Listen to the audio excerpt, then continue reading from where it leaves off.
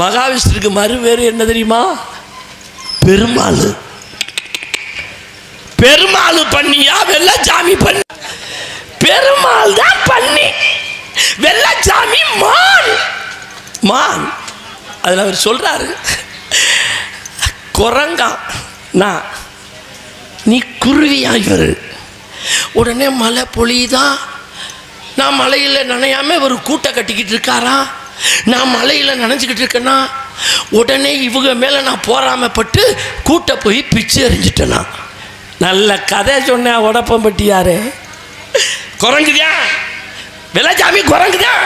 பூலகத்தில் வந்து பாருங்க, ஆஞ்சநேயன் என்ற பெயரிலே இந்த குரங்குக்கு கோயில் இருக்கு, கும்பாபிஷேகம் இருக்கு, மண்டல அபிஷேகம் இருக்கு. இந்த வெள்ளச்சாமிங்கிற குரங்குக்கு குருவி. உனக்கு எவன் கோயில் கட்ட?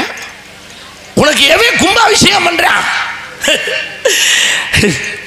முட்டையை விட்டு வெளியில வருவ, தாய்கிட்ட தாய் பறவை கிட்ட இறைய வாங்கி திம்ப, சிறகு முத்து நான் பறந்து போற குருவி.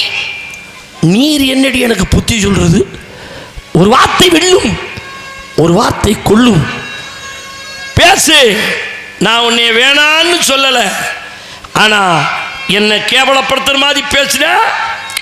பெருமாள் ராஜு, இந்த வள்ளிதரம் நாடகம் நம்ம 2 பேத்துக்குள்ள முடிச்சு போயிடும். நீ எத்தனை புத்தகம் வச்சிருக்கியோ அத்தனை புத்தகமும் வெள்ளச்சாமி வச்சிருக்கிறியே, நீ என்கிட்ட பேசி தப்பிக்கவே முடியாது. நீ மட்டும் இல்லை, யாரு பேசினாலும் என்கிட்ட தப்பிக்க முடியாது. பேசு.